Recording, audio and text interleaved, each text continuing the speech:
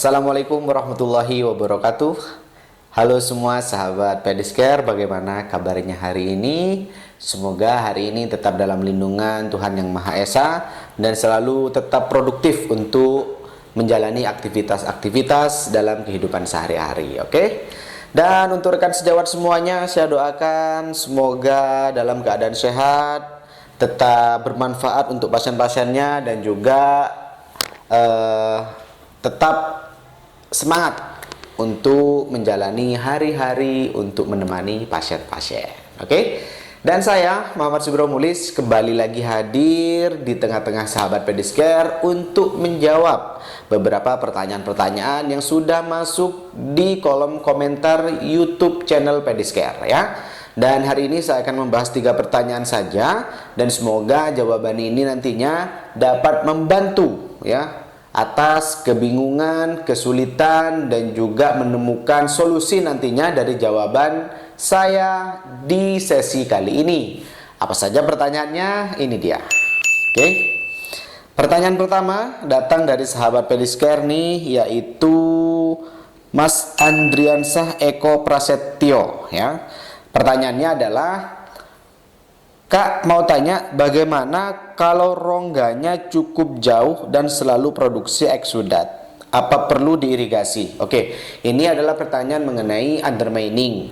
Sebenarnya di video Pediscare sudah saya jelaskan bagaimana sih manajemen tata laksana dari luka dengan undermining. Nah, untuk luka undermining memang kesulitannya adalah bagaimana kita mengakses ya rongga ataupun lubang itu menggunakan antiseptik ataupun menggunakan cairan-cairan antimikroba ya.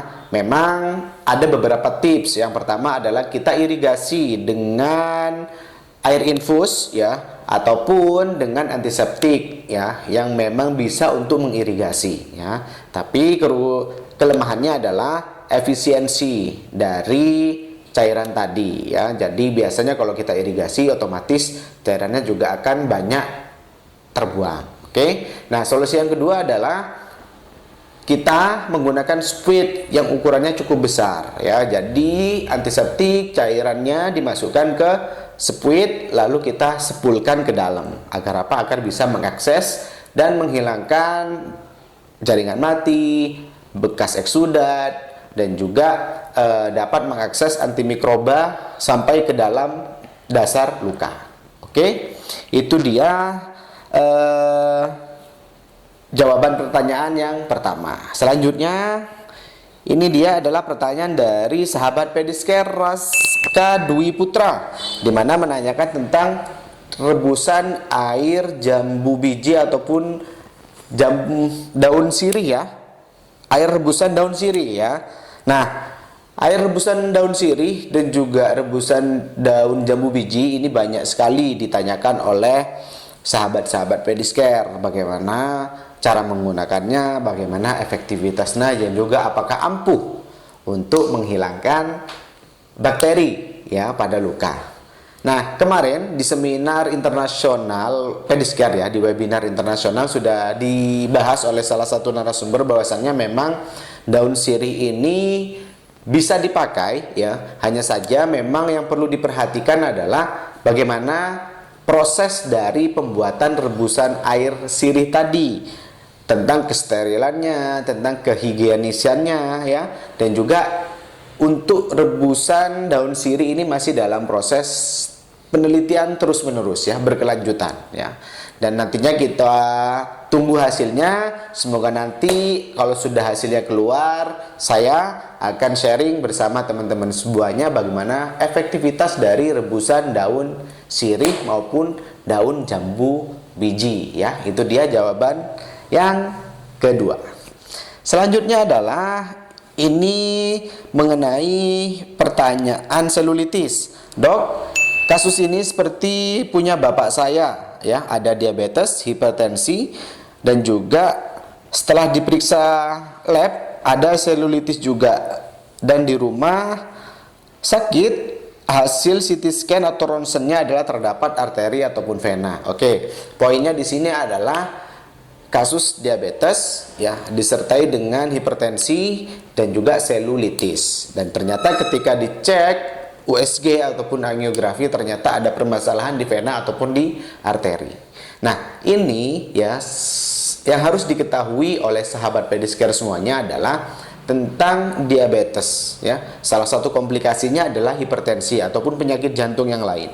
Sehingga itu juga dapat memperparah kondisi ya ketika dia mengalami komplikasi tadi ya. Dan orang-orang dengan obesitas, dengan hipertensi, dengan penyakit jantung itu biasanya mudah sekali ya terkena apa? Terkena selulitis dikarenakan adanya pembengkakan pada ekstremitas bawah.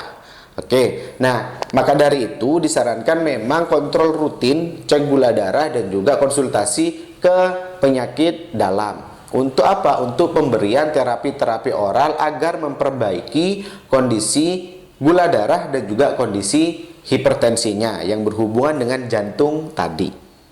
Oke ya. Dan untuk selulitisnya tetap kita rawat, bagaimana proses perawatan yang maksimal sehingga infeksi pada kulit ini untuk inflamasinya segera menurun. Nah, selanjutnya untuk arteri dan vena memang dibutuhkan pemeriksaan lanjutan. Seperti apa? Seperti pemeriksaan angiografi ataupun bisa diperiksa melalui ankle brachial pressure index. Oke ya. Nah, kita baru tahu apakah tadi masuk dalam kategori arteri ulcer ataupun vena ulcer ataupun mix antara keduanya, arteri dan juga vena.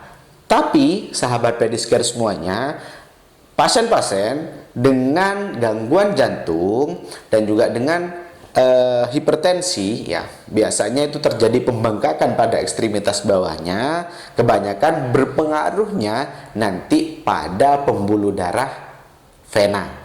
Oke, itu dia. Nah, untuk Mas Ardidion mungkin nanti bisa dikabarkan apakah hasilnya apakah vena ataupun arteri.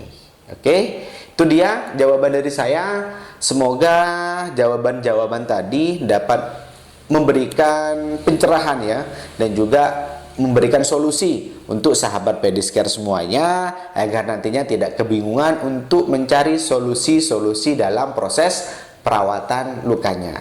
Ada luka, ingat pediscare Malang. Oke, terima kasih, sampai di sini saja sesi kali ini. Mohon maaf apabila ada salah-salah kata.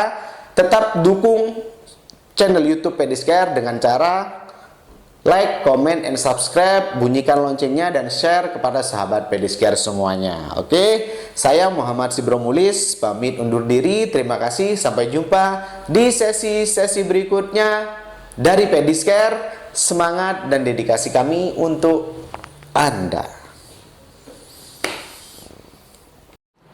Halo Sobat Pediscare Malang, bagaimana kabarnya hari ini? Semoga dalam keadaan sehat selalu ya teman-teman. Nah, kali ini saya akan memberikan informasi yang sangat menarik pastinya. Apa sih kira-kira informasinya? Informasinya ini adalah seputar mengenai WMC. Nah teman-teman, ada yang tahu nggak nih WMC itu apa? WMC merupakan suatu Wound Management Camp, yaitu kegiatan yang dilaksanakan oleh Pediscare Malang dengan tujuan untuk melatih skill keperawatan dari teman-teman untuk merawat luka.